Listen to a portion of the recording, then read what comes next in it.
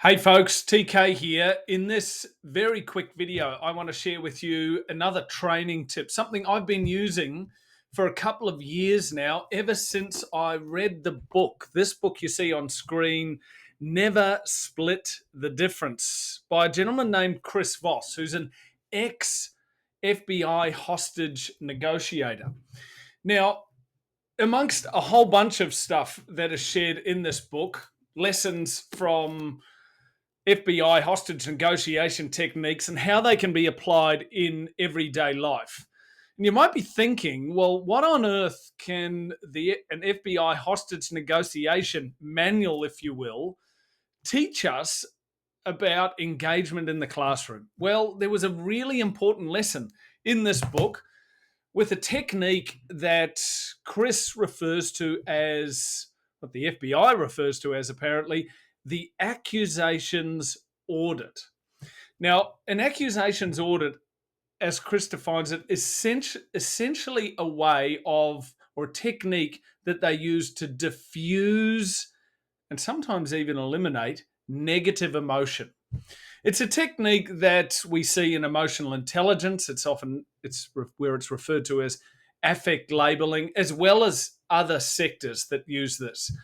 And I got thinking about, well, how can we use this in the training room? And I've been using it with great effect for many, many years now, ever since I read that book. Now, if you're like me, a trainer in the vet sector, you'll know that there are times when we're delivering training, we're delivering a unit of competency, a topic, where for whatever reason, students may be indifferent to that content. They may even have a negative response, a negative emotional response to that content. We say, look, we're going to be talking about blah, X, Y, Z. And the why, students are like, oh, I already know that, or we've already covered that, etc. Maybe you're delivering a unit that was covered a year ago and the students are there for compliance purposes. Maybe you're running a training session and the facilitator before you was below average in their performance, and the students are expecting the same from you. They're expecting a boring training session. Maybe they're expecting you to read from the slides, lecture style, all that stuff. Well, of course, you don't do that because you're watching videos like this. So how do we overcome that potential negative emotion or even indifference? Well, the accusations audit says that we should state that early on, as early as possible.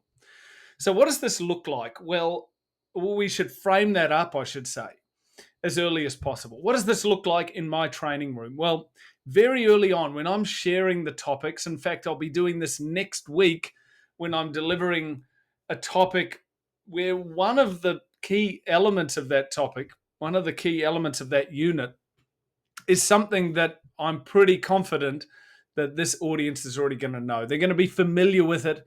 And I can anticipate they're probably going to be a bit indifferent to this particular topic. But I've got to cover it anyway. It's part of their studies. So how am I going to overcome that? Well, as Chris says, we want to state that early on in our event. In our case, our training event. So I'll literally say, as I'm sharing the topics for the day, I might say something like, now I know what you're thinking. I know that you're thinking this topic, hey, we've done this before. I know all about this, etc. And then I'll move to frame up that topic as to how I want people to see it. And I'll explain how it's going to be different.